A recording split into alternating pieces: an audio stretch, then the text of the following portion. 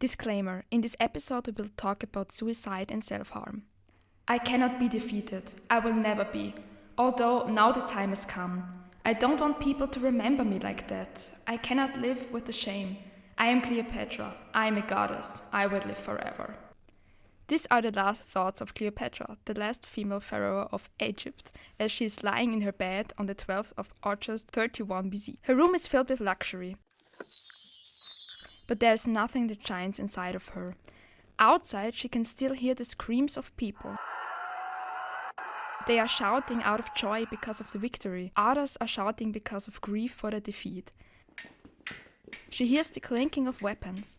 The freezing air is tickling her fallen shoulders as the heiress of the past lifts her head to look for her entourage. There is none. Not anymore. The room is empty like her heart. Somewhere she can hear a snake. That is the only fact that can make her smile in the end. Cleopatra takes the snake in a battle of life and death, puts it to her chest, and... Stop. You're making me crazy. Look, I'm shivering. Jesus. Sorry, maybe this story was a little bit too intense, but maybe it is true. Who knows about that? We all know the story. You do not have to use so much details. That is for building up suspense, my dear. But for what? I didn't request a psychological thriller. We hold on that story in school and know that it is true. Is it? Cleopatra was loved, or wasn't she? She was known for her beauty, or wasn't she? Stop it. Is the scene true or not? Okay, you got me. Maybe I invented a little bit extras to it, but the reason why she wanted to die is true. The process of happening maybe isn't. What are you even saying? Am I confusing you? Don't worry, everything will be clear at the end, but for now, let's start at the beginning. Finally. But first... No, I'm just greeting our listeners. Okay, that is your first good idea for today. Ouch. How scandalous. No way. I didn't know that. You're kidding me. No. Tell me more about it. History Gossip, the podcast spilling the tea on history's wildest stories, iconic royal drama, and the most chaotic events. Hello everyone and welcome to the newest episode of History Gossip. As you know, the idea of History Gossip is to track down the most bizarre stories, habits or events of history. We stick to the fascination of royal courts, but this time we invite you to travel with us to Egypt. I'm Katja, your host for the day, together with the lovely Romain. Hello from me too. Today we will take a look at the great pharaoh Cleopatra. Okay, maybe I cannot take a look inside of Cleopatra's head. Yeah, maybe you forgot that you are no mind reader. But I can imagine what she must have thought based on historical facts we know about her. Can we start with them? I'm so excited. Of course. We may be the queens of gossip and Cleopatra was the queen of everything, or was she? Not that again. Reality check. The Cleopatra, which every one of us seems to know, was the last of the Ptolemaic family. She was the richest woman of the world back then. But did you know that her parents could have been related by blood, like brothers and sisters? Hell no! Incest? It seems so. To ensure the cleanliness of the bloodline, the Ptolemaic tended to marry within their own family. Even Cleopatra married her brothers for the throne. My god. I thought our word today is crazy. That seems nothing in comparison to back then. Yep, I agree. Speaking of God, Cleopatra also thought that she was one herself. That fact is also linked to her death. But we will come to that later. First, let's take a look at her story and at her reception. According to my sources, there are not many sources describing her. From the reliefs, we all have the picture of her being short-haired in black hair color. Exactly. I have a vivid picture in front of my inner eye. We all have. But the truth is that there are only 2 plastic representations from her lifetime. We also all know that portraits can be adulterated to precisely show something and do not have to be lifelike. Some also say that she was portrayed differently in every era. For example, her picture on the coin is presented with a prominent nose. Nobody can say if the pictures we got from her were exactly like she really looked, because we do not know if she ever was in front of a sculpture, or if all representations are made out of memory and descriptions. That is wild. But maybe there were oral descriptions of her looks? What did witnesses say about her appearance? That is funny, because the quotes are also a bit split sometimes, but they mostly agree on her special charisma and the effect her appearance had. There are sources praising her beauty, like Cassius Dio said that she could have made all men compliant. Another one said that men had paid with their lives just for one night with her. Damn, that woman was a man-eater of her excellence. Good for her. It appears so, but the descriptions of her looks are interesting because, for example, Plutarch said that her beauty was not incomparable. And there are also a few negative quotes about her behavior, but we'll get to that. Only one spoiler. For example, Cicero said that he hates the queen because of her acting like she was the ruler, whereas she was dependent on Rome. One source described her in conclusion as fatal monster and femme fatale.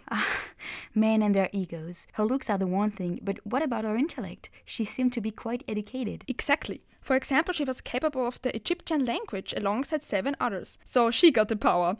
But did you know that she was the first one of the Ptolemies to learn the Egyptian language? She was born in Egypt, but her origin is kind of Greek. She also is related to Alexander the Great. Seems like there are more facets than we thought they are. That is why we are making this podcast.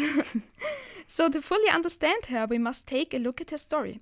And with her story, I mean the juicy one of her love life, for example. Cleopatra governed for 21 years. In the year 48 BC, she met Caesar. The famous Roman statesman, Es-tu brute? That was him. He occupied her land, but as an alliance partner, he reinstated Cleo as regent. I like the nickname. It sounds so classy, don't you think? Nevertheless, I will not dive too deep into the historic events surrounding everything like the Civil War, etc., because we want to focus on other things. But let's just say that in the history, like always, there were crises. So Caesar wanted to see Cleo and her brother, who to that time was her husband. I still don't get over that fact. Me neither. So, Plutarch said that Cleo wanted to see Caesar alone and hid herself in some kind of bed bag to sneak in. Fun fact, because of the size of this fabric, we now know that she must have had a small body size. Caesar was fascinated by her, like all men, and with time they fell in love with each other. I would say romantic, but I do not know what I should think of it. True. So our Cleo got pregnant and named her son Ptolemaeus Caesar. Isn't it weird how they all had the Ptolemy thing? It is like a tongue twister. Caesar's son, the kind of Ptolemaeus Caesar. I know, times back then were crazy. But it also got crazier.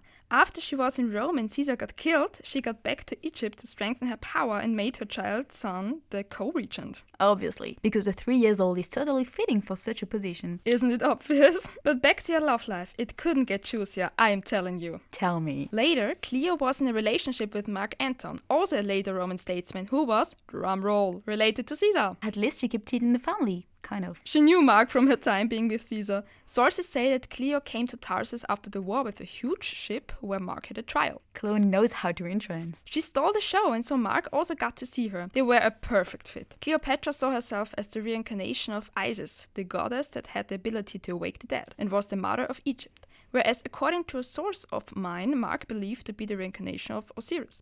There's another version where Cleo showed up dressed as Aphrodite and Mark believed to be Dionysus. It's a match, I guess. It was such a match, but also such a mess. During her time with Mark Anton, Cleo got 3 more kids and the task to rule over parts of the Roman Empire. Some say she got it from Mark's family. What a nice present for the new girlfriend of their son.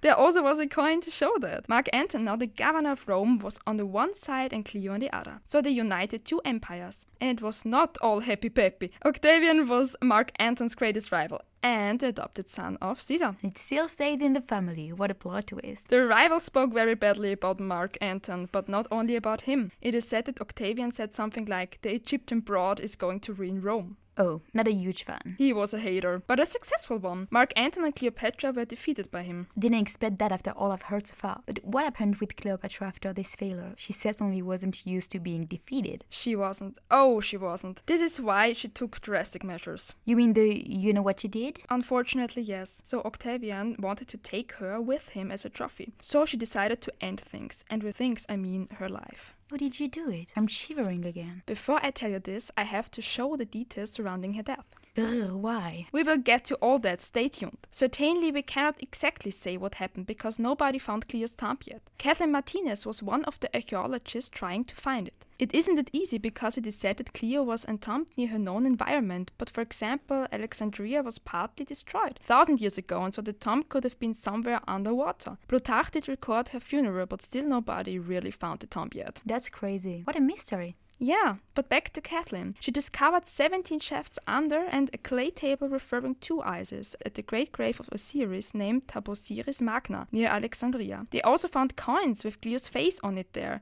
Also near the temple ruin there is a miniature lighthouse of the pharaoh where they found a tomb in 2007 accommodating a mummy. That's interesting because only a wealthy and important person got mummified back then, isn't it? You're right, they also discovered a table for sacrificing there, which also is restricted to rich people. It is likely that the tomb belongs to at least some contemporaries of Cleopatra. That is a huge step in the right direction, but still we do not know all about Cleo's death. We just know that Octavian entombed Cleo next to her Mark Anton. And nothing of that is found yet. Neither Mark Anton's nor Cleo's corpse or their wall grave? It appears so. Although Kathleen really is at a hot lead, we can only see what future holds on that. Okay.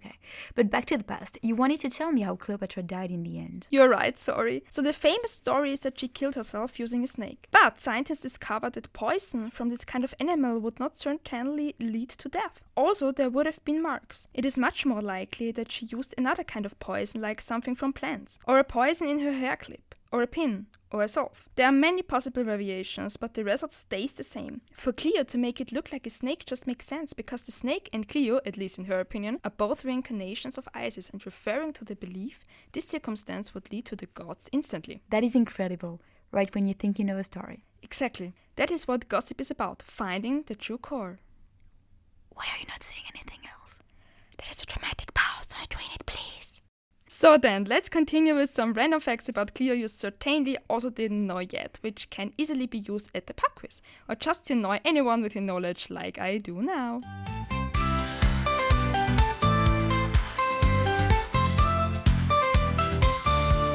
Cleopatra was a player, not only with the hearts of men, but also liking gambling. A little addict there? Oh, she liked the luxury style of life, we all know. It is known that she liked to celebrate expensive banquets with Mark Anton. Lucky Egyptian rich kid. Pliny the Elder said that she drank a really gross drink, a pearl in Weingart, just because of a bet with Mark Anton. She really couldn't lose, could she? Sounds like the ancient truth or dare.